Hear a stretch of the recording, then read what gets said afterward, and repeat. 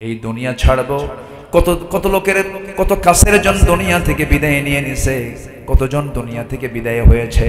একটু বন্ধুর দিকে তাকান, একটু বাপ মার দিকে তাকান, একটু দাদা দাদির দিকে তাকান, নানা নানির দিকে একটু তাকান। একটা মৃত্যু একটা বান্দার জীবনের জন্য বড় শিক্ষা। বলুন তো কোন সময়ে মানুষ বাড়িতে বেশি থাকে? জোহরে, আসরে, মাগরিবে, এশায়ে না ফজরে? ফজরে। এখন একটা প্রশ্ন করব, বলুন তো দিল থেকে উত্তরটা দেন। সবচেয়ে কম মুসল্লি কোন ওয়াক্তে? কি কবেন? নাউজুবিল্লাহ কবেন, আলহামদুলিল্লাহ কবেন? নামাজকে তোমার পালস মনে করো। কি মনে করো? পালস, জীবনের পালস নামাজ। ফজরে যাও, ফজর নামাজটা পড়ো, দেখবা এর চাইতে প্রশান্তি পৃথিবীতে আর দ্বিতীয়টা নাই। জোরে বলি সুবহানাল্লাহ। বুরিকা লি উম্মতি ফি বুকুরিহা, আমার উম্মতের বরকতময় সময় হলো সকাল। যার ঘুমটা ঘুম দিয়ে সকাল কেটে যায়, সে দিন তার কোনোদিন বরকতময় হতে পারে না। হাদিস আসছে শয়তান শেষ রাত্রির দিকে আসে, যে রাত্রিতে আল্লাহ তাআলা প্রথম আকাশে আসেন। তাহলে প্রথম আকাশে আসেন কে? আল্লাহ। আর শয়তান ওই টাইমে এসে বান্দার পাশে বসে, চুলের মধ্যে নখ ঢুকায় দেওয়াজ করে, আলাইকা লাইলুন তাবিল, আলাইকা লাইলুন তাবিল, তোমার রাত বড় লম্বা, রাত বড় লম্বা, ঘুমাও ঘুমাও। সুন্দর করে ওয়াজ করতে থাকে। রাসূল বলেছেন সেই সময় শয়তান তিনটা গিট মেরে দেয়। এই তিনটা গিট যদি কেউ শুনতে চাও, তিনটা আমল করবে। বিছনা থেকে নিজের পিঠটা সরাইয়া দিয়ে আস্তে করে বসে পড়বে, একটা গিট ছুটে চলে যাবে। নাম্বার 2 হলো সুন্দর করে ওযু বানাবে। কিসের জন্য বলেন? ওযু মূলত কিসের জন্য হয়? ফরজ নামাজের ওযু করা কি বলেন? ফরজ নামাজের ওযু করা কি? সুন্নাত নামাজের ওযু করা সুন্নাত। আস্তে কয়। নফল নামাজের ওযু করা কি? তাহলে ওযুর কোনো সুন্নাত আছে? যে নামাজি পড়েন না কেন ওযু করা ফরজ। দুটো গিট ছুটে চলে যাবে। নাম্বার 3 হলো যখন ওযু বানানো শেষ হয়ে যাবে, রাসূল বললেন শোনো, কদম ফেলতে ফেলতে মসজিদ পানে চলে যাও। কোন নামাজের কথা বলা হচ্ছে বলেন? ফজর নামাজ। মসজিদ পানে চলে গিয়ে নামাজ যখন শুরু করবে, নামাজ শেষ হয়ে যাবে, 24 ঘন্টা শয়তান তোমাকে আর ওয়াসওয়াসা দিতে পারবে না। যেরকম সুবহানাল্লাহ। ফজর নামাজের, শুধু ফজর নামাজের 65টা ফজিলত আছে যে অন্য কোনো নামাজে নাই। অন্য ওয়াক্তের ব্যাপারে এত কথা বলা নাই। শুধু ফজরের 2 রাকাত সুন্নাত নামাজ, রাকাতাই সালাতুল ফজর খায়রুদ দুনিয়া মা ফিহা। ফজরের 2 রাকাত সুন্নাত নামাজ যে পড়বে, তার বিনিময় হলো দুনিয়া এবং দুনিয়ার মাঝে যা কিছু আছে তার চাইতে বেশি দামি। জোরে কোন সুবহানাল্লাহ। ফজর পড়বেন, সবাই রাজি আছেন নাকি? আল্লাহ তাআলা পাখি নিয়ে কথা বলছেন। আল্লাহ রাব্বুল আলামিন বলেন, আলাম তারা আন্নাল্লাহা ইউসাব্বিহু লাহু মান ফিস সামাওয়াতি ওয়াল আরদ والطير صافات كل قد علم صلاته وتسبيحه والله عليم بما يفعلون। জোরে বলুন আল্লাহু আকবার। আল্লাহ রাব্বুল আলামিন বলছেন, তুমি কি দেখোনি আসমান এবং জমিনে যারা আছে তারা এবং সারিবদ্ধ হয়ে উড়ন্ত পাখিরা আল্লাহর তাসবিহ পাঠ করে, প্রত্যেকেই তার সালাত তাসবিহ জানে, প্রত্যেক প্রাণী জিকির করে একমাত্র কেবলমাত্র কার?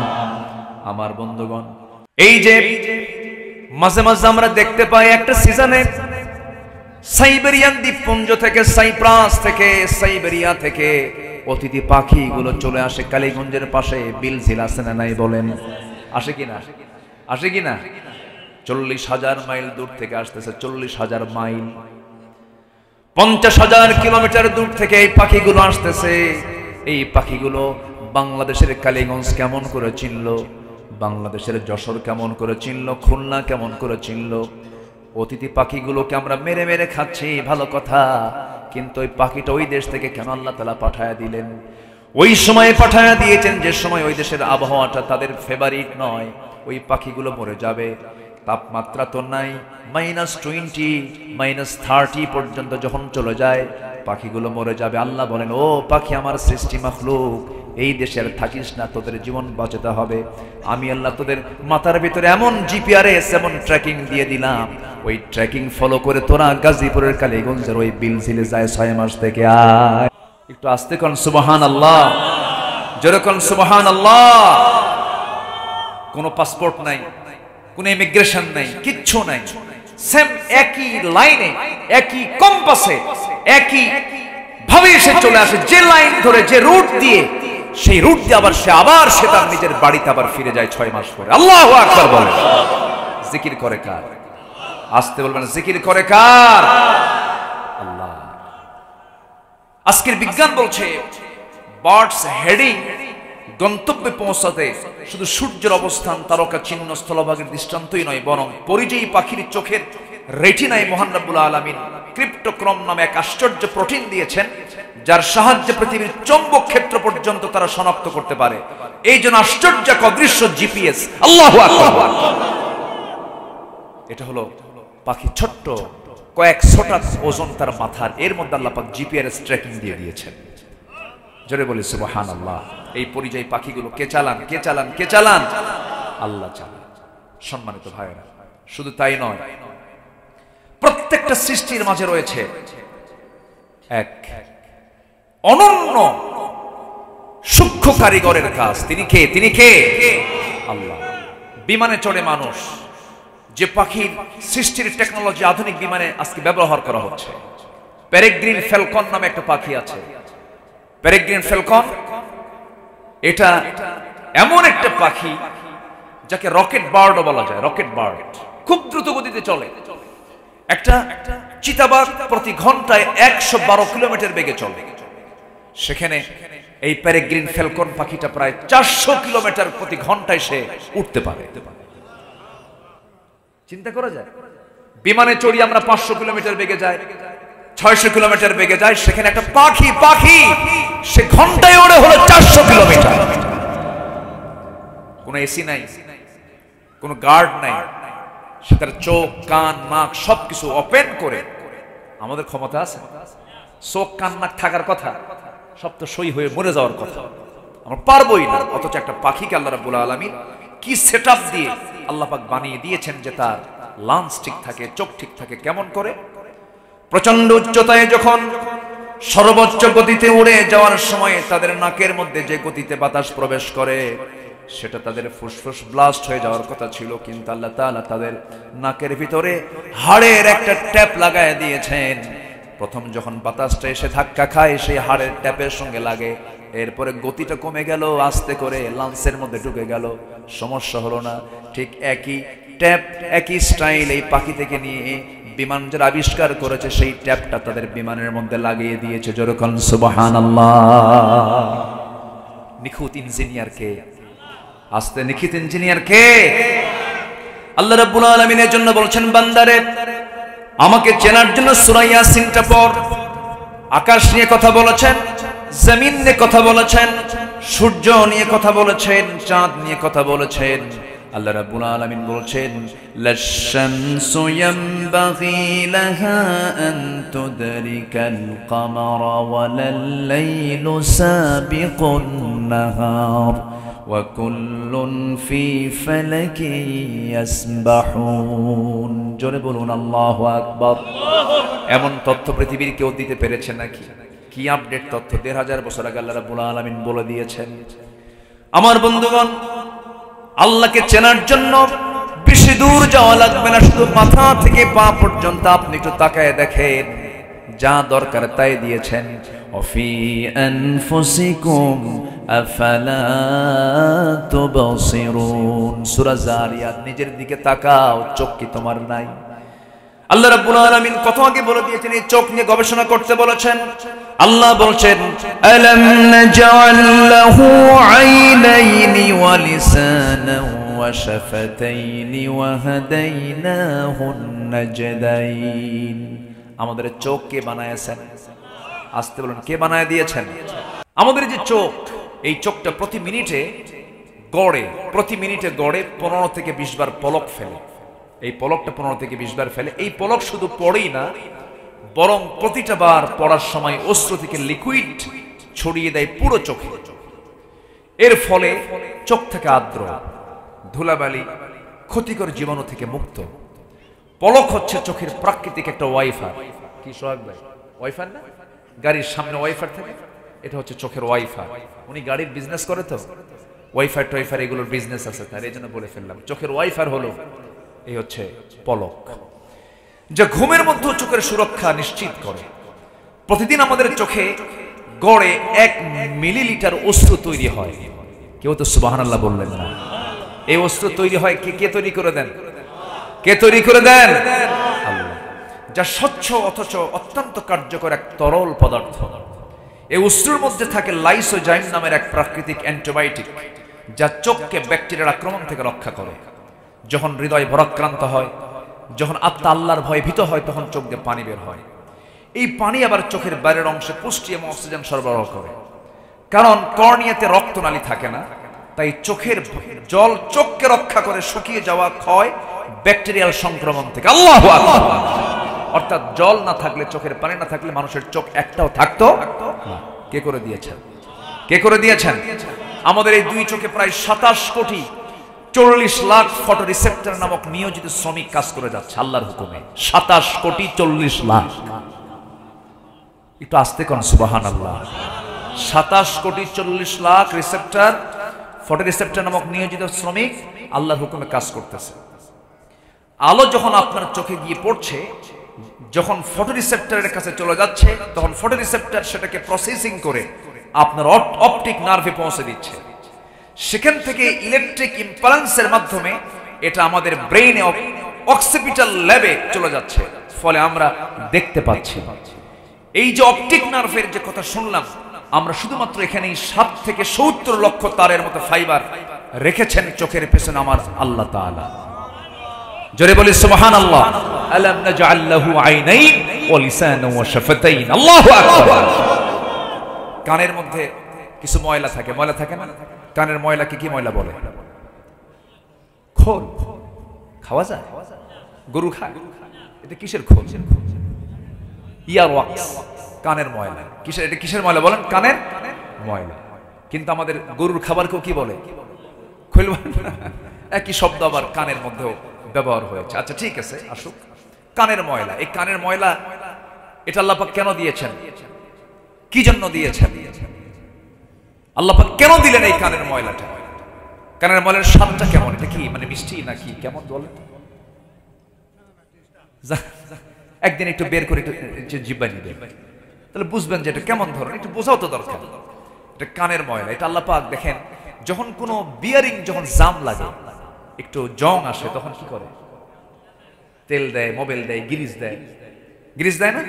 তো আমাদের কানের মধ্যে যে শ্রবণ কোষগুলো আছে, এটাকে প্রসেসিং করার জন্য আল্লাহ রাব্বুল আলামিন সেখানে তেলের মতো পিচ্ছিল না এমন এক জাতীয় পদার্থ আল্লাহ পাক কানের মধ্যে তৈরি করে রেখেছেন। এটা হচ্ছে কানের গিরিজ, কানের মোবিল। এবং এটাকে তিক্ত করেছেন। বান্দা যখন ঘুমিয়ে পড়বে, যদি এটা মিষ্ট হতো, তিক্ত না হয়ে মিষ্ট যদি হতো, যেখানে মিষ্টি পায় সেখানে কি যায়? তাহলে পিঁপড়া সাফ করবেন না, ঘুম পারবেন। আল্লাহ তাআলা বরঞ্চ ওই জাতীয় কোনো কীট পতঙ্গ যেন ভুল করে যদি রাস্তার বেলাইন কিছু আছে না, এমনি এক জায়গায় ঢোকে, এরকম যদি বেহুশ হয়ে যদি কোনো কিছু যদি ঢুকেও পড়ে, তখন ওই ইয়ারক্সের তিক্ততা যখন তার মুখে নাকে ঢুকে যায়, তখন আর থাকে না, আস্তে করে বের হয়ে আসে। আল্লাহ বলেন, তোর কানকে আমি আল্লাহ কানের ময়লা দেই নাই, সেভ করার জন্য, সিকিউর করার জন্য, নিরাপত্তা দেওয়ার জন্য এই ময়লাগুলো দিয়ে দিয়েছি। রব্বানা মা খালাকতা হাযা বাতিলা ইন হুয়া ইল্লা যিকরুন ওয়া কুরআনুম মুবিন। জিকির করো, কোরআন নিয়ে গবেষণা করো। আলাম নাজআল লাহু আইনাইন ওয়া লিসানান ওয়া শাফাতাইন ইন্নাস সামআ ওয়াল বাসারা ওয়াল ফুআদা কুল্লু উলাইকা কানা আনহু মাসউলা। আল্লাহু আকবার। তাহলে এই কান দিয়ে কি সবকিছু শোনা যাবে? বলেন তো, সবকিছু শোনা যাবে? ভালো কিছু শুনবো আমরা, জোরে বলি ইনশাআল্লাহ। আমার বন্ধুগণ, চোখের যে পানি দিয়েছেন, চোখের পানি আমরা খাই হলো মিঠা পানি। চোখের পানি আল্লাহ রাব্বুল আলামিন লবণ করে দিয়েছেন। যদি লবণ না হয়ে মিঠা হতো, চোখ ভালো থাকতো না। চোখের পানিকে লবণ করে দিলেন কেন? ও বান্দা, ঘুম থেকে যখন সকালবেলা ওঠো, তুমি তো টের পাও না, ভাবো এটা মনে হয় ময়লা, চোখের ময়লা। চোখের ময়লাকে এলাকায় কি বলে? কেতুর। আচ্ছা, এই যে সাদা অংশ, এই সাদা অংশকে আপনি ভাবেন হয়তো ময়লা, হয়তো ভাববেন এটা যেন অপ্রয়োজনীয় জিনিস। না না, এই চোখের কেতর, চোখের ময়লা যদি না থাকতো, বান্দা অন্ধ হয়ে যেত মরার আগে। আল্লাহ রাব্বুল আলামিন বান্দা যখন ঘুমিয়ে পড়ে তখন চোখের ভিতরে পানিটা ন্যাচারাল কাজ করতে থাকে। 24 ঘন্টা চোখটাকে ভাসমান রেখেছেন পানি দিয়া, পিছনে মেশিন রেখে দিয়েছেন লবণ করার জন্য। আবার একই মুখের ভিতরে একই মাথার মধ্যে দেখবেন চোখের পানি হলো লবণ, জিহ্বার ভিতরে যে লালা থাকে মুখের মধ্যে লালাটা কোন স্বাদ বলেন, লবণ নাকি কি কেমন কি স্বাদ বলেন, একটু বলেন না কি স্বাদটা? লালাটা নিয়ে একটু মুখে আবার নেবেন, দেখেন তো কেমন স্বাদ। এই কয় ভালো, ও বোঝে না, ও আচ্ছা। লালার কোনো স্বাদ নেই, স্বাদহীন করে দিয়েছেন। স্বাধীন কেন করে দিন? কারণ ওটা স্বাদের জায়গা। ওটা কিসের জায়গা বলেন তো? ওখান থেকে যদি স্বাদ বের হয় কোনো কিছু স্বাদ পাওয়া যাবে না, ওখানে সেই স্বাদ টেস্ট হয়। আপনি পুঁটি মাছ খাবেন স্বাদ পাবেন, গরু গোশত খাবেন স্বাদ পাবেন, তাহলে ওটা যদি আবার যদি মিষ্টি হয়, তিতা হয় অথবা লবণ হয়, তখন আপনি স্বাদ পাবেন না। এই জন্য আল্লাহ পাক এটাকে নিউট্রাল রেখেছেন। ওই যে গাড়ির পিছনের গিয়ার, আবার ড্রাইভিং যেটা, আর নিউট্রাল একটা আছে এন, আবার আর হচ্ছে ডি, ড্রাইভ। তো মাঝখানের যে অংশটা হচ্ছে নিউট্রাল। আল্লাহ পাক জিহ্বার চতুর্পাশের পানিগুলোকে রেখেছেন নিউট্রাল করে রেখেছেন। কোনো স্বাদও রাখেন নাই, মিষ্টিও রাখেন নাই, তিতাও রাখেন নাই। মাঝে মাঝে জ্বর আসলে কি হয়, তখন বোঝা যায় যে হ্যাঁ এটা কি জিনিস, খাওয়া যায় না। আল্লাহ পাক এটাকে স্বতন্ত্র রেখেছেন, স্বাধীন করেছেন। কেন? বান্দা তোমার জন্য স্বাদটা তুমি 16 আনা পাও জিহ্বায়। জোরকান সুবহানাল্লাহ। আল্লাহ রাব্বুল আলামিন এই লালাকে 24 ঘন্টা দিয়ে দিয়েছেন। তবে ঘুম পাড়ার পরে মনে হয় লালার মুখে থাকে না, থাকে থাকে না? লালার চোটে বালিশ ভিজে শেষ। কি ভিজে শেষ বলেন? বালিশ ভিজে শেষ হয়ে যায়। আল্লাহ বলছেন বান্দা আমাকে ভুলে থাকো, আমি 24 ঘন্টা তোমাকে দেখি। সুবহানাল্লাহ, 24 ঘন্টা আমি তোমাকে দেখি, আমাকে ভুলে যেও না। অতএব সবার আগে সম্পর্ক গড়বো আমরা কার সাথে? আসতে বলবেন না, কার সাথে গড়বো? কার সাথে গড়বো? আল্লাহর সাথে গড়বো। আল্লাহর সঙ্গে সম্পর্ক করার জন্য আমার আপনার সবচেয়ে বড় পুঁজি হলো মজবুত ঈমানকে লালন করতে হবে। আল্লাহ রাব্বুল আলামিন বলছেন কোন বান্দা সফল? ইন্নাল্লাযীনা আমানু ওয়া আমিলুস সালিহাত লাহুম জান্নাতুন তাজরি মিন তাহতিহাল আনহার যালিকাল ফাওজুল কাবীর। জোরে বলুন আল্লাহু আকবার। বড় সফলতা হলো ঈমান যারা আনবে, নেক আমল যারা করবে তারা বড় সফল। আরেক জায়গায় বলছেন ইন্নাল্লাযীনা আমানু ওয়া আমিলুস সালিহাত কানাত লাহুম জান্নাতুল ফিরদাউসি নুজুলা। জোরে বলুন আল্লাহু আকবার। আল্লাহ রাব্বুল আলামিন যেখানে ঈমান এবং নেক আমলের কথা বলেছেন সেখানে জান্নাতের কথা বলেছেন, সফলতার কথা বলেছেন। সবাইকে জান্নাত নিতে চান নাকি? সবাইকে নিতে রাজি আছেন? তাহলে লাইন ধরবো জাহান্নামের না জান্নাতের? লাইন ধরবো জাহান্নামের না জান্নাতের? জান্নাতের লাইন আমাকে আপনাকে ধরতে হবে। সেই জান্নাতের লাইনটার নাম হলো, সবাই বলুন, ইহদিনাস সিরাতাল মুস্তাকিম সিরাতাল্লাযীনা আন'আমতা আলাইহিম গায়রিল মাগদুবি আলাইহিম ওয়ালাদ-দাল্লিন। সিরাতুল মুস্তাকিমটা কি? এটার আবার ব্যাখ্যা এসেছে সূরা ইয়াসিনে। কোন সূরায়? ইয়াসিনে ব্যাখ্যা এসেছে সিরাতুল মুস্তাকিমটা কি? ওয়া আনি'বুদুনি হাদা সিরাতুম মুস্তাকিম। আমার ইবাদত করাটাই হলো সিরাতুল মুস্তাকিম। আমরা দাসত্ব করব কার? আসতে বলবেন না কার? ঈমান আছে নেক আমল নেই, লাভ নেই। নেক আমল আছে ঈমান নেই, তাও লাভ নেই। আমার দেশে আমি একটা প্রশ্ন করব, আমি প্রায় এই প্রশ্ন করি, বলুন তো আমার দেশে ঈমান আছে না নামাজ আছে? ভালো করে কন। ঈমান আছে, নামাজ নাই। কেমন করে? হুজুর নামাজ না পড়ি কি? এখন বলেন কি আছে আমার দেশে? বলেন ঈমান আছে কিন্তু নামাজ নাই। নামাজ যদি থাকতো তাহলে নামাজি হতো 95% আর বেনামাজি হতো 5%। এখন বলেন তো 95%-এর মূল্যায়ন করবেন না 5% মূল্যায়ন করবেন? মানে এর দিক থেকে, মানে গুণতের দিক থেকে বেনামাজির সংখ্যাই তো বেশি। অতএব ইমানদার বেশি, নামাজি কম। ঠিক আছে না? বলেন তো আমাদের কি নামাজি হওয়া দরকার না ওই ইমানদার হওয়া দরকার? বলেন কি হওয়া দরকার? কি ব্যাপার, এরা কই গেল? এরা সব ও মাদ্রাসার ছাত্ররা, ওরা শেষ রাত্রে উঠবে। আমি যদি ওদেরকে বাইন্দেও রাখি ওরা থাকবে না।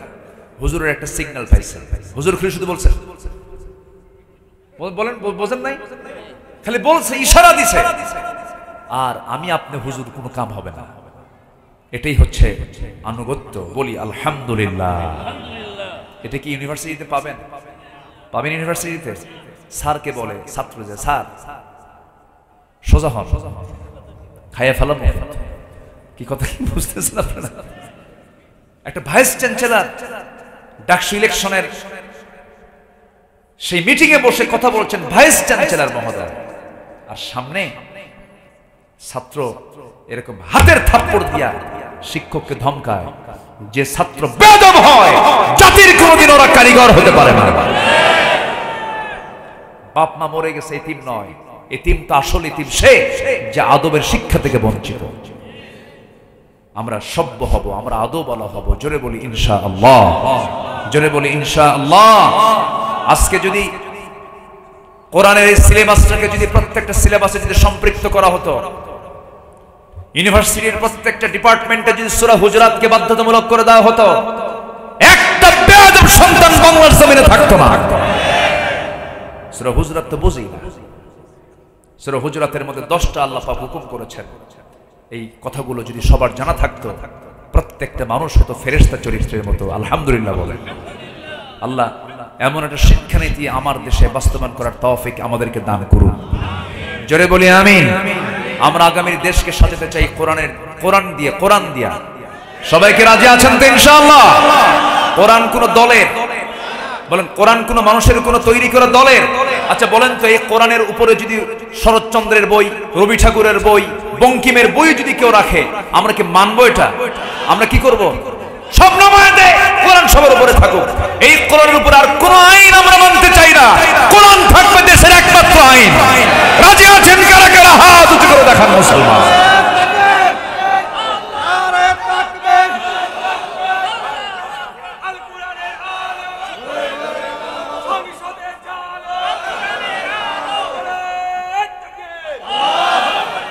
আল্লাহ কবুল করুন। জোরে বলি আমিন।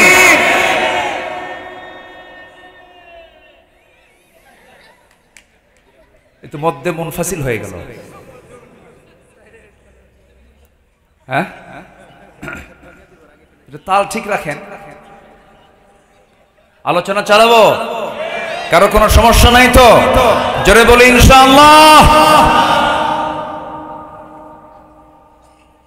সবচেয়ে বড় পুঁজি হলো আমরা আমলওয়ালা ইমানদার হব। জোরে বলি ইনশাআল্লাহ। কিওয়ালা ইমানদার? আমলওয়ালা ইমানদার হব। একটু কান লাগাবেন। আমলহীন ইমানের কোনো মূল্য নাই। আমার দেশে এমন ইমানদার আছে যে ইমানদার নামাজও পড়ে, সুদও খায়, নামাজও পড়ে, এরপরে বেশ্যাবৃত্তির লাইসেন্সের ব্যাপারে পক্ষে কথা বলে। আছে বলেন, আছে না নাই বলেন তো? ইমানদার বটে কিন্তু মদের বোতল নিয়ে বসে থাকে। ইমানদার বটে সুদের কারবার করে। ইমানদার বটে সে যাত্রা কমিটির সদস্য হয়। আমার দেশে এমন ব্যক্তি আছে যারা যাত্রা কমিটির মেম্বার, আবার মাহফিল কমিটির মেম্বার। ডাবল স্ট্যান্ডার্ড চরিত্র, শয়তানও পারবে না ওর সাথে। আছে না এরকম? আছে না? আচ্ছা, মুসলমান চলবে এক লাইন না দু লাইনে? ওয়ান ইয়াবুদুনি হাযা সিরাতুম মুস্তাকিম। সম্মানিত ভাইরা, আমার ঈমানকে লালন করব, ঈমানের যত্ন নেব। জোরে বলি ইনশাআল্লাহ। ঈমানের রোগ নাই? আছে। ঈমানের রোগ আছে না নাই? আছে না নাই? রোগ বেড়ে গেলে সব শেষ, সব ধ্বংস হয়ে যাবে। সম্মানিত বন্ধুগণ, কি ঈমান এনেছেন সাহাবীরা? জীবন চলে গেছে, ঈমানকে তারা বিক্রি করেন না। ঈমান ছাড়া হন। হাসতে হাসতে ফাঁসির মঞ্চে চলে গেছে। মাথা নত করেননি কারো কাছে। মাথা নত করেছেন কার আদালতে? কার কাছে? আল্লাহর কাছে। একজন সাহাবীর কথা মনে হলো। মক্কা এবং মদিনার ঠিক মাঝখান বরাবর তার বাড়ি ছিল।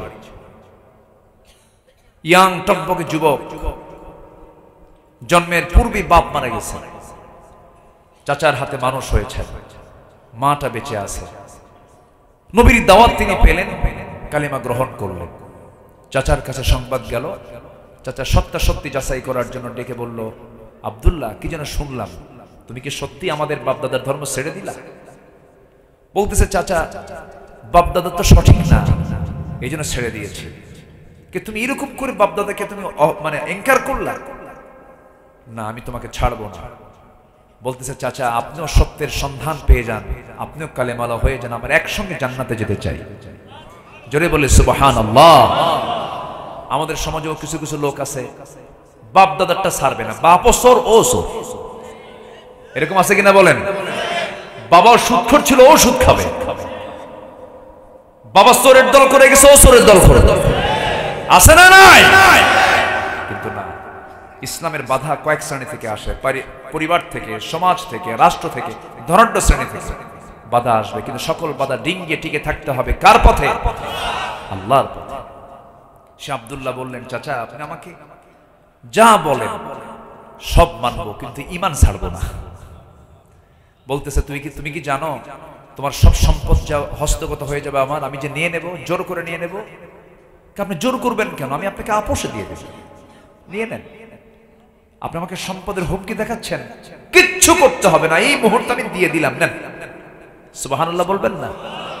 আর আমার দেশের মানুষ বিড়ির প্যাকেট পাইলে ঈমান বেঁচে শেষ করে। আব্দুল্লাহ বললেন, চাচা নেন। চাচা গেছে খেপে, এমন রাগা রাখছে, ছোট থেকে তোকে বড় করলাম, তুই এইরকম আমার সঙ্গে আচরণ করবি? ঠকঠাক করে জামা টেনে ছিঁড়ে, লুঙ্গিটা টেনে খুলে ফেলে ঘাট ধাক্কা দিয়ে ঘর থেকে বের করে দেয়। উলঙ্গ করে যখন বের করে দেওয়া হলো, আহত হয়ে, চরম রক্তাক্ত হয়ে মার দরজায় গিয়ে বলছে, মা, দরজাটা খুলো। দরজা খোলা মাত্রই বলছে, মা, আমার দিকে তাকায়ও না, আমার দিকে তাকায়ও না মা, আমি ইসলাম কবুল করেছি, দ্বীনকে গ্রহণ করে নিয়েছি, এজন্য আমার আপন চাচা রক্তাক্ত করেছে, সব সম্পত্তিগুলো আমার থেকে ছিনিয়ে নিয়েছে, সব দিয়ে দিয়েছি মা, ঈমান দেই নাই। মা, আমার পরনে কোনো কাপড় নাই, আমার দিকে তাকায়ও না, লুঙ্গিটাও খুলে নিয়েছে। মা, দেখো তো ঘরে কোনো কাপড় আছে নাকি। একখণ্ড কাপড়, চাদর যখন তার হাতে দেওয়া হলো, তা দিয়ে কোনো মতো সতরটা ঠেকে বলছে, মা, পৃথিবীর কোনো দরবার ভালো লাগে না, আমার শ্রেষ্ঠ দরবার আমার নবীর দরবার। রওনা দিলাম মা, চলে গেলাম মক্কা মদিনায়। বছরে 1.5 থেকে 2 মাস প্রচন্ড শীত থাকে, হাড় কাঁপানো শীত। এই যে এখন শীত শুরু হয়ে যাবে সৌদি আরব, 1.5 মাস আগে গিয়েছিলাম, প্রচন্ড গরম ছিল। এই শীতের ভিতরে সেই মক্কা মদিনার ঠিক মাঝখান বরাবর বাড়ি, সেই জায়গা থেকে পদব্রজে পায়ে হেঁটে হেঁটে রওনা দিয়েছেন, খালি গায়ে নগ্ন দেহ নিয়া খালি পায়ে রওনা দিয়েছেন। হাঁটতে হাঁটতে নবীর দরবারে পৌঁছে গেছেন, দরজায় গিয়ে নক করেছেন, হুজরাখানায় নক করেছেন। আমার নবীজি দরজা খোলা মাত্রই দেখলেন গায়ে পরনে কোনো কাপড় চোপড় নাই, গায়ে কোনো কাপড় নাই, থরথর করে কাঁপতেছি, শুধু একখণ্ড কাপড় দিয়ে কোনো মতো সতর রেখে আছেন একজন ধনী সাহাবী। ঘরের মধ্যে গেলেন, আমার নবীজি নিজের ব্যবহৃত সবচেয়ে উত্তম 2টা জুব্বা হাতের মধ্যে নিয়ে বলছেন, আব্দুল্লাহ, আগে জামাটা পড়ো। জামা পড়লেন, সম্পূর্ণ বিস্তারিত শুনলেন। এরপর রাসূল বলছেন, ও আমার সাহাবী আব্দুল্লাহ, কি চিন্তা করো, তোমার চাচা তোমাকে বস্ত্রহীন করেছে, আর আমি বিশ্বনবী তোমাকে বস্ত্র দিয়ে তোমাকে ঢেকে দিলাম। জুব্বা পড়ায় দিলেন। এরপর বলছেন, আব্দুল্লাহ, কিছু চাও কি তুমি? আব্দুল্লাহ বলছেন, ইয়া রাসূলুল্লাহ, জাগতিক জীবনে আমি কোনো কিছু চাই না, আমি আপনার কাছে চাই হলো আল্লাহ যেন আমাকে মৃত্যুর রাজপথ, শহীদি মৌত যেন আল্লাহ পাক আমাকে জুটাইয়া দেন। আমার নবীজি সঙ্গে সঙ্গে 2 হাত উঁচু করে বলছেন, ও আরশের মালিক আল্লাহ তাআলা, আমার আব্দুল্লাহর জান এবং মালকে কাফের বেঈমানদের জন্য হারাম করে দাও। সাহাবীর মন খারাপ হয়ে গেল। সাহাবী বলছেন, ইয়া রাসূলুল্লাহ, আমি চাইলাম কি দোয়া, আপনি করলেন কি দোয়া, আমি তো শহীদ হতে পারবো না। কাফের বেঈমানদের জন্য আমার জান মাল যদি হারাম হয়ে যায়, তারা যদি আমাকে না আঘাত করে, আমি শহীদ হব কেমনে?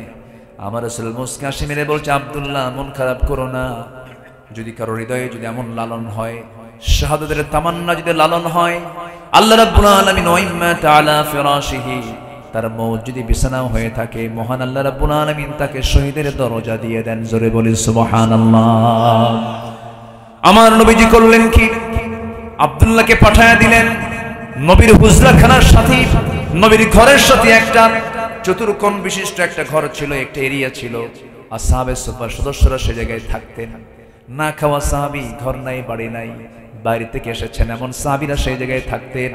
আমার নবীর দরবারে যে হাদিয়াগুলো আসতো, মাঝে মাঝে যে খাবারগুলো আসতো, নবীজি একা খেতেন না, তাদেরকে সঙ্গে করে নিয়ে পরিবারের মতো খেয়ে নিতেন।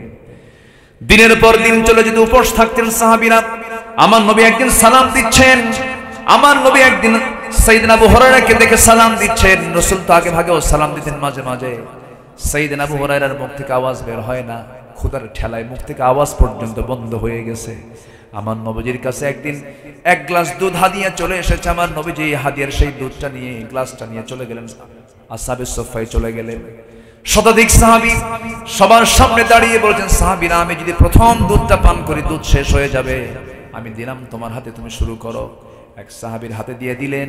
শতাধিক সাহাবী এক গ্লাসের দুধ পান করে গ্লাসের দুধ ফুরাতে পারে নাই। রাসূল বলছেন, সাহাবীরা ওই দুধটা তখনই ফুরবে যখন আমার ঠোঁটটা ওই গ্লাসের আগায় যখন লেগে যাবে। জোরে বলেন সুবহানাল্লাহ। সেই সুফার সদস্য হলেন এই আব্দুল্লাহ। কোরআন যখন তিনি তেলাওয়াত করতেন, এত চিৎকার মেরে মেরে কোরআন তেলাওয়াত করতেন, বলা হলো সাহাবীরা বলছেন, ইয়া রাসূলুল্লাহ, নতুন একজন সাহাবীর আগমন হয়েছে। কি হয়েছে হুজুর? খুব ডিস্টার্ব হয়, জোরে জোরে কোরআন তেলাওয়াত করে। কে? আব্দুল্লাহ। রাসূল বলছেন, সাহাবীরা দয়া করে আমার আব্দুল্লাহর বিরুদ্ধে অভিযোগ দিও না। আমার আব্দুল্লাহর ঈমান আনতে নিয়ে দুনিয়া বিক্রি করে ঈমানটা রক্ষা করতে হয়েছে। জোরে কোন সুবহানাল্লাহ। আমার নবীজি বললেন, ও সাহাবীরা আমার আব্দুল্লাহকে কষ্ট দিও না, আমি আব্দুল্লাহকে দারুণ ভালোবাসি। বেশ কিছুদিন পর যুদ্ধের ডাক চলে এলো। রাসূল মদিনার মসজিদ থেকে বের হলেন সাহাবে কেরামকে নিয়ে। রাসূল বলছেন, আমার আব্দুল্লাহ কোথায়? তুমিও চলো। তাকেও সঙ্গে করে নিয়ে অভিযানে বের হলেন। অভিযান শেষ হলো, ফেরত আসতেছেন মদিনার দিকে। মদিনার পথে চলতে নিয়েই আমার নবীজির কাছে সংবাদ চলে এলো, হুজুর আপনার প্রিয় আব্দুল্লাহ মারাত্মক অসুস্থ হয়ে পড়েছে। রাসূল বলছেন, ভালো করে নার্সিং করো, ভালো করে সেবা করো, আমার আব্দুল্লাহকে ভালো করে মোহাব্বত করো, একটু সেবা করো, শুশ্রূষা করো, খাবার খাওয়াও। 3 দিন অক্লান্ত পরিশ্রম করলেন সাহাবীরা, সেবা করলেন। 3 দিন পর রাসূলের কাছে নিউজ আসলো, হুজুর আব্দুল্লাহ আর বেঁচে নাই। আমার নবীজি ডুকরে ডুকরে কাঁদলেন। নবীজির ভয়টা বেড়ে গেল। নবীজি বলছেন, সাহাবীরা রে, আমার আব্দুল্লাহ সব ছেড়ে দিয়ে আমার দরবারকে পছন্দ করেছে, সব ছেড়ে দিয়ে আমার কাছে চলে এসেছে। আমার আব্দুল্লাহর জানাজা কেউ আজকে পড়াবে না, আমি রাসূল দায়িত্ব নিলাম। আমি রাসূল নিজে আব্দুল্লাহর জানাজার দায়িত্ব কাঁধে নিয়ে নিলাম। জানাজার সময় হয়ে গেছে। আমার নবীজি জানাজায় দাঁড়ায় গেলেন, জানাজা পড়ায় দিলেন। এরপরে বলছেন, সাহাবীরা আমার আব্দুল্লাহর কবরটা কোথায় খনন করেছে? হুজুর জায়গা পেলাম না। কোথায়? ওই 2 পাহাড়ের চিপায় ওই জায়গায় কবর খনন করে ফেলেছি। রাসূল বলছেন, আমাকে তোমরা কবরের সামনে নিয়ে যাও। রাসূল কবরের সামনে গিয়ে দাঁড়ালেন। আমার নবীজির ভিতরে এত মায়া কাজ করত, এত দয়া কাজ করত। রাসূল কখনো না শব্দ বলতে পারতেন না। সহজে কেউ কোনো আবদার করলে শতভাগ পূরণ করার চেষ্টা করতেন। আমার নবীজির সামনে গিয়ে দাঁড়ায়া আমার নবীজি বলছেন, সাহাবীরা রে, আমার আব্দুল্লাহর লাশটা তোমরা নিয়ে আসো। এই কবরে আব্দুল্লাহর লাশ রাখার দায়িত্ব কাউকে দেব না, আমি রাসূল নিজে তার দায়িত্ব গ্রহণ করে নিলাম। আমার নবীজি নিজে কবরের মাটিতে নামলেন। নামার পরে বলছেন, ও আবু বকর আমার ডানে নামো, ও ওমর আমার বামে নামো। আমার নবীজি নামলেন, দুজনকে নামায়া নিলেন। হাত টাগায় দিয়ে বলছেন, ও আমার সাহাবীরা রে, আমার কলিজার টুকরা আব্দুল্লাহকে আমার হাতে তুলে দাও। হাতে যখন তুলে দেওয়া হলো, রাসূল বলছেন, আবু বকর মাথাটা ধরো, ওমর পাটা ধরো। 3 জন মিলে আমার নবীজি আব্দুল্লাহর লাশটা কবরে শোয়া দিলেন। শোয়া দিয়ে হাতটা বুকের উপরে রেখে আকাশের দিকে তাকায় বলছেন, ও আকাশের মালিক আল্লাহ, আমি রাসূল, আমি তোমার প্রিয় বান্দা, তোমার রাসূল আমার আব্দুল্লাহর উপরে এখন পর্যন্ত সন্তুষ্ট আছি। দয়া করে তুমি আব্দুল্লাহর উপরে রাজি হয়ে যাও। আমার নবী যেমন করে দোয়া করছিলেন, পাশে দাঁড়িয়ে থাকে একজন সাহাবী আবেগ আপ্লুত হয়ে পড়লেন। সাদ বিন ওয়াক্কাস রাদিয়াল্লাহু তাআলা আনহু চিৎকার মেরে বলছেন, আকাশের মালিক আল্লাহ, আমি সাদ বড় বড় কপাল, আমি এই জায়গায় জীবিত সাদ না হয়ে যদি ওই কবরের বাসিন্দা হতাম, জীবনটা বড় ধন্য হতো। কারণ যে কবরবাসীকে বিদায় করার জন্য বিশ্বনবী নিজে কবরের মাটিতে নেমে যান। জোরে বলেন সুবহানাল্লাহ। ইমানদারের মূল্য আছে না নাই? ইমান নামক দৌলত নিয়ে আমাকে আপনাকে টিকে থাকতে হবে। সবাই তো একদিন চলে যাব আল্লাহর আদালতে, আল্লাহর সামনে হাজির হয়ে যাব। আল্লাহর সামনে জবাব দেওয়ার জন্য এক নাম্বার কজ হচ্ছে, এক নাম্বার কারণ হলো ইমানটা সম্পূর্ণ মজবুত করে যেতে হবে। এই দুনিয়া ছাড়বো, কত লোকের কত কাছের জন দুনিয়া থেকে বিদায় নিয়ে নিছে, কতজন দুনিয়া থেকে বিদায় হয়েছে। একটু বন্ধুর দিকে তাকান, একটু বাপ মার দিকে তাকান, একটু দাদা দাদির দিকে তাকান, নানা নানির দিকে একটু তাকান। একটা মৃত্যু একটা বান্দার জীবনের জন্য বড় শিক্ষা। এই সমাজের প্রতিচ্ছবিটা কেমন হওয়া উচিত আর আমরা কোন প্রতিচ্ছবি নিয়ে আসি বলুন তো? কোন সময়ে মানুষ বাড়িতে বেশি থাকে? জোহরে, আসরে, মাগরিবে, এশায়ে না ফজরে? বলেন বলেন বলেন বলেন বলেন বলেন কোন সময়? ফজর, জোহর, আসর, মাগরিব না এশা? ফজরে। এখন একটা প্রশ্ন করব, বলুন তো, দিল থেকে উত্তরটা দেন। সবচেয়ে কম মুসল্লি কোন ওয়াক্তে? কি কবেন? নাউজুবিল্লাহ কবেন, আলহামদুলিল্লাহ কবেন? বলেন, এটা কিছু বলতে হবে তো। এটা কি মুমিন সমাজের প্রতিচ্ছবি? বলেন, মুমিন সমাজ কেমন হতে পারে? ইমানদারের সমাজ কেমন হতে পারে? তাহলে আমরা কোন ইমানদার যে সবচেয়ে বেশি টাইম আমাদের কাটে যে বাড়িতে, যে সময় ফজরের সময় মুসল্লি মোটে 3 জন। মোটে কয়জন? 3 জন। কে কে? ইমাম, মুয়াজ্জিন আর খাদেম। চাকরি না থাকলে 3টাও থাকতো না। এই হলো মসজিদের চিত্র, সামাজিক চিত্র। এই চিত্র চিত্রায়িত হতো না যদি নামাজ কায়েম থাকতো আমার দেশে। আস্তে কোন কেন? আস্তে কোন কেন? আমার দেশে নামাজ কায়েম না সুদ কায়েম? বলেন বলেন, কি কায়েম? আমার দেশে পর্দা কায়েম না বেহায়াপনা কায়েম? বেহায়াপনা। যে যত বেহায়া হয় ওর পথ তত বাড়ে। যুব সমাজ যারা আছো, মাদকের দিকে যেও না, নেশার দিকে যেও না। নামাজকে তোমার পালস মনে করো। কি মনে করো? পালস, জীবনের পালস নামাজ। ফজরে যাও, ফজর নামাজটা পড়ো, দেখবা এর চাইতে প্রশান্তি পৃথিবীতে আর দ্বিতীয়টা নাই। জোরে বলি সুবহানাল্লাহ। বুরিকা লি উম্মতি ফি বুকুরিহা। আমার উম্মতের বরকতময় সময় হলো সকাল। যার ঘুমটা ঘুম দিয়ে সকাল কেটে যায়, সে দিন তার কোনোদিন বরকতময় হতে পারে না। দুটো প্রাণীর কথা বলবো। একটা প্রাণী হলো ছাগল, এটা খাওয়াটা হালাল না হারাম? আর কুকুরটা খাওয়া কি? কিন্তু কুত্তা কিন্তু খায়, খায় না? কোরিয়াতে গিয়েছিলাম 2015 সালে, মেবি ফার্স্টে। আমি উত্তর কোরিয়া, কি বলে দক্ষিণ কোরিয়া, উত্তর কোরিয়াতে যাওয়া সম্ভব না, সাউথ কোরিয়া গিয়েছিলাম। তো দক্ষিণ কোরিয়ার এই সফরে আমি বাইরের কোনো হোটেল পাইনি, কোনো খাবারও পাইনি। সব জায়গায় শুয়োরের চর্বি, হারাম খাবার দিয়ে ভরা। ওরা কুত্তা পালে, কুত্তা খায়, সবকিছু খায়। কুকুরকে আল্লাহ পাক হারাম করেছেন, শুকরকে হারাম করেছেন। কুকুর হারাম করেছেন, ছাগলকে কি করেছেন? হালাল করেছেন। শুধু জাস্ট একটা উদাহরণ দেই। আচ্ছা বলেন তো, কুকুর রাতে ঘুমায় না ছাগল রাতে ঘুমায়? বলেন বলেন। কুত্তা কি করে? সারা রাত জেগে থাকে। আর সকালবেলা থেকে ওই যে টিপানি শুরু হয়, ঘুমায় আবার ওঠে আর হাই তোলে। এই করে করে তার সারাটা দিন পার হয়, আর রাতের বেলা সে জেগে থাকে।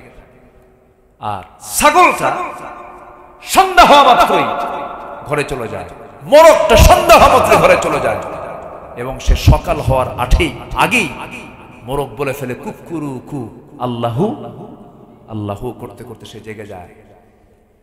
তো ইমানদার ঘুমাবে রাতে না দিনে? বলেন বলেন বলেন। এখনকার সামাজিক অবস্থা কি হয়েছে বলেন তো? মানুষ ঘুমায় কখন? ফজরের আগে না ফজরের সময়? বলেন, ফজরের আগে না ফজরের সময়? ফজরের সময় থেকে ঘুম শুরু। শয়তান ঘুমায়, শয়তান আবার ওয়াজও করে ওই সময়। হাদিস আসছে শয়তান শেষ রাত্রির দিকে আসে, যে রাত্রিতে আল্লাহ তাআলা প্রথম আকাশে আসেন। তাহলে প্রথম আকাশে আসেন কে? আল্লাহ। আর শয়তান ওই টাইমে এসে বান্দার পাশে বসে চুলের মধ্যে নখ ঢুকায় দেয় ওয়াজ করে, আলাইকা লাইলুন তাবিল, আলাইকা লাইলুন তাবিল, তোমার রাত বড় লম্বা, ঘুমাও। সুন্দর করে ওয়াজ করতে থাকে। রাসূল বলেছেন সেই সময় শয়তান 3টা গিট মেরে দেয়। এই 3টা গিট যদি কেউ শুনতে চাও 3টা আমল করবে। বিছনা থেকে নিজের পিঠটা সরাইয়া দিয়ে আস্তে করে বসে পড়বে, একটা গিট ছুটে চলে যাবে। নাম্বার 2 হলো সুন্দর করে ওযু বানাবে। কিসের জন্য বলেন? ওযু মূলত কিসের জন্য হয়? ফরজ নামাজের ওযু করা কি বলেন? ফরজ নামাজের ওযু করা কি? সুন্নাত নামাজের ওযু করা সুন্নাত। আস্তে কর। নফল নামাজের ওযু করা কি? তাহলে ওযুর কোনো সুন্নাত আছে? যে নামাজি পড়েন না কেন ওযু করা ফরজ। 2টা গিট ছুটে চলে যাবে। নাম্বার 3 হলো যখন ওযু বানানো শেষ হয়ে যাবে রাসূল বললেন শোনো, কদম ফেলতে ফেলতে মসজিদ পানে চলে যাও। কোন নামাজের কথা বলা হচ্ছে বলেন? ফজর নামাজ। মসজিদ পানে চলে গিয়ে নামাজ যখন শুরু করবে, নামাজ শেষ হয়ে যাবে, 24 ঘন্টা শয়তান তোমাকে আর ওয়াসওয়াসা দিতে পারবে না। জোরে কান সুবহানাল্লাহ। ফজর নামাজের, শুধু ফজর নামাজের 65টা ফজিলত আছে যে অন্য কোনো নামাজে নাই। অন্য ওয়াক্তের ব্যাপারে এত কথা বলা নাই। শুধু ফজরের 2 রাকাত সুন্নাত নামাজ, রাকাতাই সালাতুল ফজর খায়রুদ দুনিয়া ওয়া মা ফিহা। ফজরের 2 রাকাত সুন্নাত নামাজ যে পড়বে তার বিনিময় হলো দুনিয়া এবং দুনিয়ার মাঝে যা কিছু আছে তার চাইতে বেশি দামি। জোরে কোন সুবহানাল্লাহ। ফজর পড়বেন, সবাই রাজি আছেন নাকি? কারা কারা একটু হাত তুলে দেখেন না ভাই, জোরে বলি ইয়া আল্লাহ। আমাদেরকে ফজর, যোহর, আসর, মাগরিব, এশা 5 ওয়াক্ত সালাত আদায় করার তৌফিক তুমি আল্লাহ দিয়া দাও। জোরে বলি আমিন। হাত নামান। জি, রাসূল বলেছেন যে বাড়িতে প্রাপ্তবয়স্ক যুবক আছে, মানুষ আছে, মসজিদে যায় না, আমার ইচ্ছা হয় ওই বাড়িতে না আগুন লাগায় দিই। কি লাগায় দিই বলে? কি লাগায় দিই? আগুন লাগায় দিতামই। যদি নারী এবং শিশু না থাকতো তাহলে জামাতের গুরুত্ব কি আছে? সাথে জামাতে পড়বো। জোরে বলি ইনশাআল্লাহ। আল্লাহ কবুল করুন। জোরে বলি আমিন। সম্মানিত ভাইয়েরা, তাহলে একটা গ্রামকে যদি আপনি আদর্শ গ্রাম মনে করেন তাহলে ফজরের মুসল্লি বেশি হবে না জুমার মুসল্লি বেশি হবে? জোরে কোন, কিসের মুসল্লি বেশি হবে? ফজরের মুসল্লি বেশি হবে জুমার মুসল্লির চাইতে। আল্লাহ পাক চুপাইর গ্রামকে ফজরের মুসল্লি দিয়ে মসজিদ ভরায় দেন। এই জন্য আমি বলে যাচ্ছি, মুকররম ভাই সহ সবাইকে বলে যাচ্ছি, এই গ্রামে একটা ফজর বাস্তবায়ন কমিটি, সালাতুল ফজর বাস্তবায়ন কমিটি একটা করে ফেলেন। যুবকরা তার নেতৃত্ব দেবে, বাড়ি বাড়ি ডাকবে, তালিকা করে ফজরের সময় সবগুলোকে মসজিদে নিয়ে চলে যাবে। আল্লাহ কবুল করুন। শোনেন, মুনাফিক জোহর পড়তে পারে, আসর পড়তে পারে, মাগরিব পড়তে পারে, এশা পড়তে পারে, কিন্তু মুনাফিক কখনো বলেন কি পড়তে পারে না? ফজর পড়তে পারে না। তাহলে ফজর আমাদের গুরুত্ব দেওয়া কম দরকার না বেশি দরকার? আল্লাহ কবুল করুন। জোরে বলি আমিন। মাদের মধ্যে 3টা কাজ একটু বলে যাই। নাম্বার 1 হচ্ছে ঘুম থেকে উঠি নামাজ। ঘুম থেকে উঠে কি বলেন? নামাজ। নামাজ যদি না থাকে বসে জিকির আজকার। এই 3টা কাজ যদি কোনো পরিবারে কন্টিনিউ থাকে, তেলাওয়াত, নামাজ এবং পর্দা, এই 3টা কাজ যদি প্রত্যেকটা পরিবারে থাকে, আল্লাহর কসম করে বলে যাচ্ছে ওই পরিবার হবে জান্নাতের টুকরা। জোরে বলি সুবহানাল্লাহ। আল্লাহ তুমি এলাকার মাদেরকে 3টা আমল করার তৌফিক দিয়ে দাও। নামাজ হচ্ছে ঐক্যের একটা প্রতিচ্ছবি।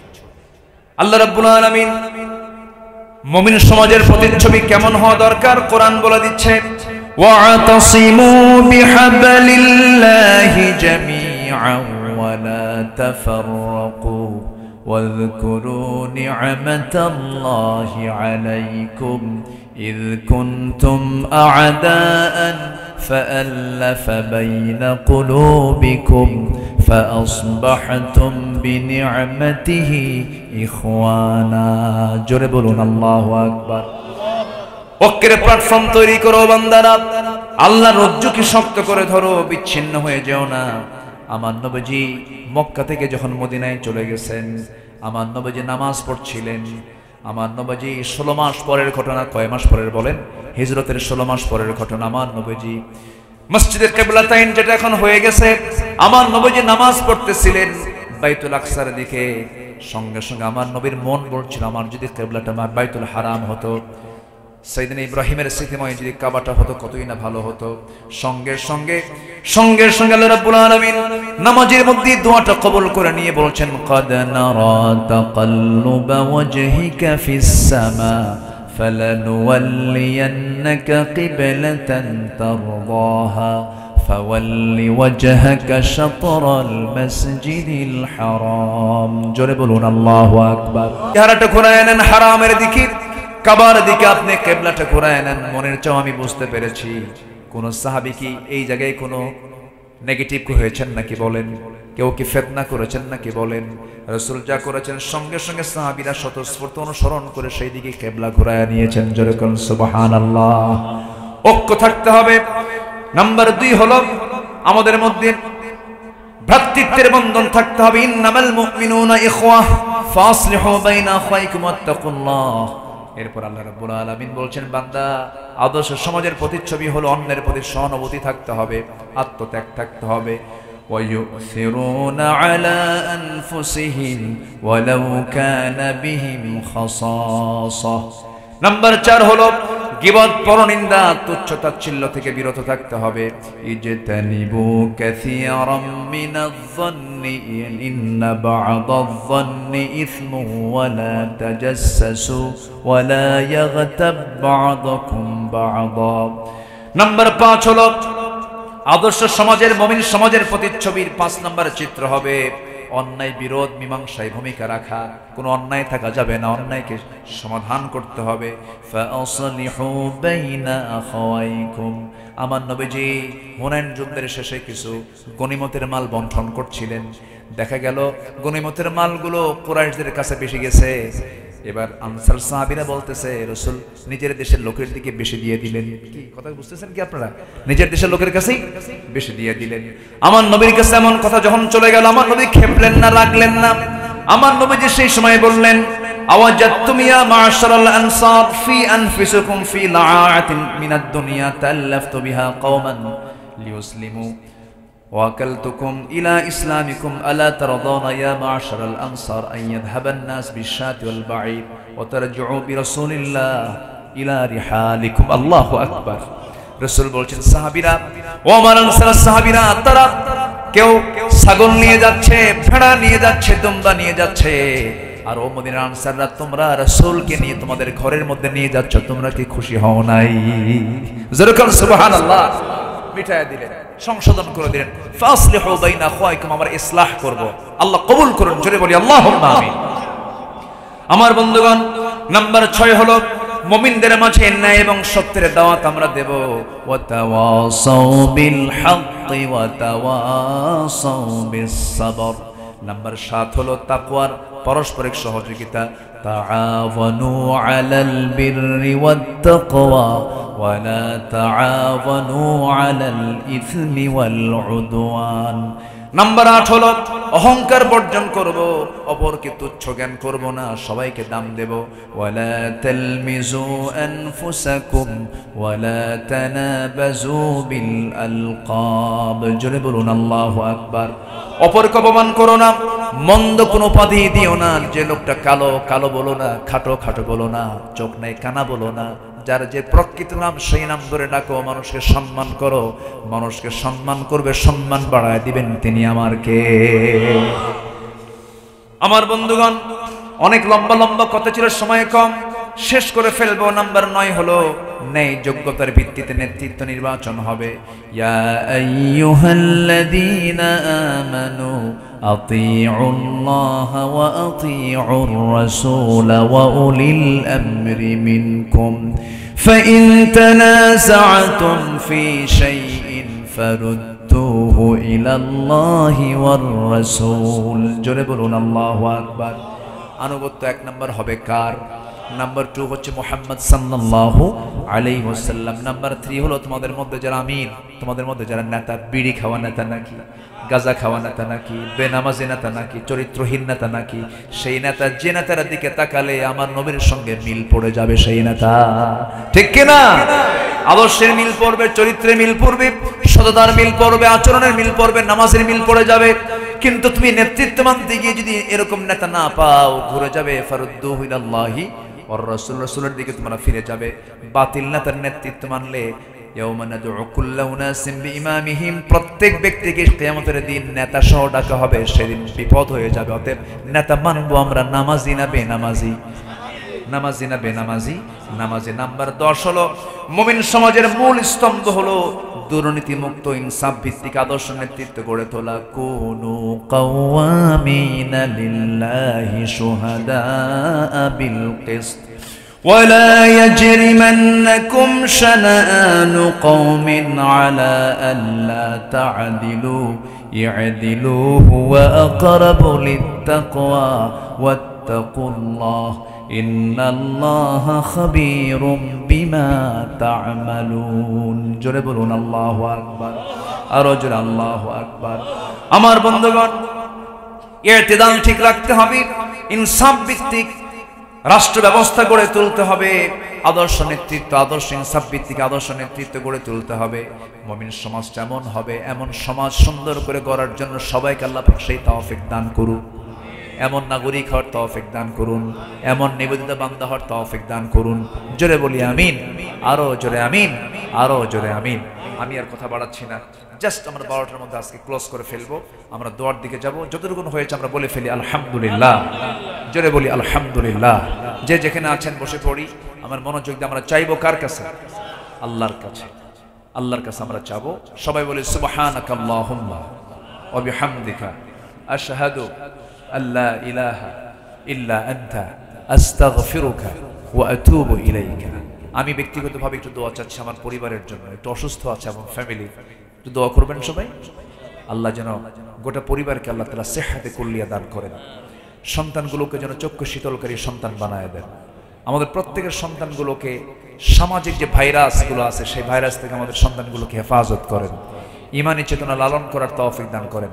পরিবারটা যেন জান্নাতের টুকরা বানায় দেন সব পরিবারকে, আল্লাহুম্মা আমিন। পরিবারে বরকত দিয়ে দেন, ব্যবসায় বরকত দিয়ে দেন, সব জায়গায় আল্লাহ পাক বরকত দিয়ে ভরপুর করে দেন। হারামকে বর্জন করার তৌফিক দেন, হিংসা থেকে বাঁচান, অবৈধ কামনা থেকে বাঁচান। আল্লাহ পাক সবাইকে দ্বীনের উপর অটল থাকার তৌফিক দান করেন। আসুন আমরা চাইবো, আমরা আল্লাহর কাছে ফরিয়াদ করব মহান রবের দরবারে। আল্লাহুম্মা রব্বানা যালামনা আনফুসানা ওয়া ইল্লাম তাগফির লানা ওয়া তারহামনা লানাকুনান্না মিনাল খাসিরিন। লা তুযিগ কুলুবানা বা'দা ইদ হাদাইতানা ওয়া হাব লানা মিন লাদুনকা রাহমাতান ইন্নাকা আনতাল ওয়াহ্হাব। আয় আল্লাহ তাআলা, গভীর রাত, নিঝুম রাত, মিষ্টি রাত্রিতে তোমার চাঁদের মতো মিষ্টি মিষ্টি কিছু বান্দাদেরকে সাথে নিয়ে, তোমার পছন্দের কিছু বান্দাদেরকে সাথে নিয়ে তোমার কালামের 7 থেকে 8টি আয়াতের কিছু ভাবানুবাদ করেছি, তোমার কালামের শ্রেষ্ঠত্ব প্রকাশ করার চেষ্টা করেছি, ঈমানের উপরে, নেক আমলের উপরে কিছু কথা বলার চেষ্টা করেছি। আল্লাহ গো, তোমার শাহী দরবারে কাঙ্গাল ফিকিরের মতো দুটো হাত পেতেছি। আল্লাহ, গুনার দিকে নজর দিও না, বান্দা মনে করে তামাম জীবনের গুনাহগুলোকে মাফ করে দাও। জনম দুঃখিনী মা, জনম দুঃখী বাপজান যারা চলে গেলেন, জিন্দেগীর গুনাহগুলো মাফ করে দাও, কবরগুলোকে জান্নাতের টুকরা বানায়া দাও। আব্বা আম্মার জন্য কি দোয়া তাও শিখিয়ে দিয়েছো। রব্বিরহামহুমা কামা রব্বায়ানি সগীরা, রব্বিরহামহুমা কামা রব্বায়ানি সগীরা। আল্লাহ তাআলা বিশেষ করে মাহফিলটার আয়োজন করলেন যারা, শোনার জন্য কষ্ট করে দূর দূরান্ত থেকে আসলেন যারা, বিনিময়ে কিয়ামতের কঠিন ময়দান, যেদিন কেউ কাউকে চিনবে না, মা সন্তানকে পর্যন্ত অস্বীকার করে বসবে, যেদিন মানুষ কাঁদতে কাঁদতে চোখের পানিগুলো ফুরে যাবে, চোখ থেকে রক্ত বের হওয়া শুরু হয়ে যাবে, সেই কঠিন মুসিবতের দিনে মাহফিল সবার জন্য নাজাতের মাধ্যম বানায় দিও আল্লাহ। চুপাইরের এই আশেপাশে যত মাইয়া শুয়ে আছে, আযাবগুলো মাফ করে দাও, কবরগুলোকে জান্নাতের বাগিচা বানায়া দাও। আয় আল্লাহ তাআলা, আজকের মাহফিলের সভাপতি মহোদয়কে কবুল করে নাও, আমাদের মুরব্বী নুরুজ্জামান সাহেবকে তুমি আল্লাহ কবুল করে নাও, মোকাররম সাহেবকে তুমি আল্লাহ কবুল করো। সবার নাম তো আমার জানা নাই, যার যা চাওয়া তুমি আল্লাহ পাওয়া করে দাও। মাদেরকে কবুল করে নাও, পরিবার অশান্তি শান্তি দিয়ে ভরপুর করে দাও, পুঁজিতে ঘাটতি পুঁজিতে বরকত দিয়া দাও। বাংলার জমিনকে তুমি আল্লাহ কোরআনের জন্য দয়া করে কবুল আর মঞ্জুর করে নাও। দুনিয়া থেকে কোন দিন বিদায় নেব জানি না, ডান হাতে আমল নামা না আসা পর্যন্ত কবরে নিও না। ও আল্লাহ, চোখের সামনে কত লোকের বিদায় দেখলাম, আমাকে মানুষ একদিন বিদায় দিয়ে দেবে, মরতে যখন হবে তুমি আল্লাহ শহীদি মত কপালে জুটায় দিও। আয় আল্লাহ তাআলা 180 কোটি মুসলমানের দুনিয়ায় মেহেরবানি করে 700টা মুসলিম রাষ্ট্র, আল্লাহ 57 মুসলিম রাষ্ট্রের এই দুনিয়ায় একটা ওমর তুমি আল্লাহ পাঠায়া দাও। আয় আল্লাহ তাআলা একটা আবু বকর তুমি আল্লাহ পাঠায়া দাও। ও আল্লাহ, দুনিয়া থেকে যেদিন বিদায় নেব রে, জীবনের শেষ গোসলটা করে দেবে, আমাকে শেষ বিদায় দিয়ে দেবে। ও আল্লাহ, টেনে হেঁচড়ে ঘর থেকে বের করে দেবে, সেলাইওয়ালা কাপড় চোপড় কেচি দিয়ে কাটবে, সেলাইবিহীন কাপড় পরাইয়া দেবে, আমাকে নিয়ে চলে যাবে কবরের দিকে রে। সেই দিন সবার সামনে পড়ে আছে রে, সেই বিদায় হবে শেষ বিদায়। কবরে শোয়া দেবে, বাঁশ চাপা দেবে, মাটি চাপা দেবে রে। 24 ঘন্টা যাবে না, মাথার চুলগুলো খসে খসে পড়বে রে। চুলে শ্যাম্পু দিলাম, সাবান দিলাম, কতকে দিলাম রে, চুল পড়ে পড়ে যাবে, কবরের প্রসাব পড়ে থাকবে। 3 দিন যাবে না রে, চামড়াগুলো গলে গলে পোকার পেটের খাবার হয়ে যাবে। ও আল্লাহ, ওই তেল ওই সাবানগুলো সব শেষ হয়ে যাবে। ও আল্লাহ, 7 দিন লাগবে না, পেটের নারী ভরি সব চোখ মুখ কান নাক দেয়া সব বের হতে থাকবে।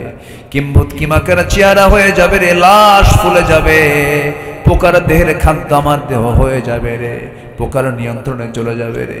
মাত্র 3টা মাস পর কবর খনন করে যদি দেখা হয়, কয়েকটা হাড় ছাড়া কিচ্ছু খুঁজে পাওয়া যাবে না রে। এই তো দুনিয়ার নিয়ম রে আল্লাহ, তোমার দরবারে ফরিয়াদ করে অন্তিম সময় যখন চলে আসবে, তুমি আল্লাহ আমাদের জবান থেকে বের করে দিও কালজয়ী কালিমা তাইয়্যিবা লা ইলাহা ইল্লাল্লাহ মুহাম্মাদুর রাসূলুল্লাহ। আসসালামু আলাইকুম ওয়া রাহমাতুল্লাহি ওয়া বারাকাতুহু।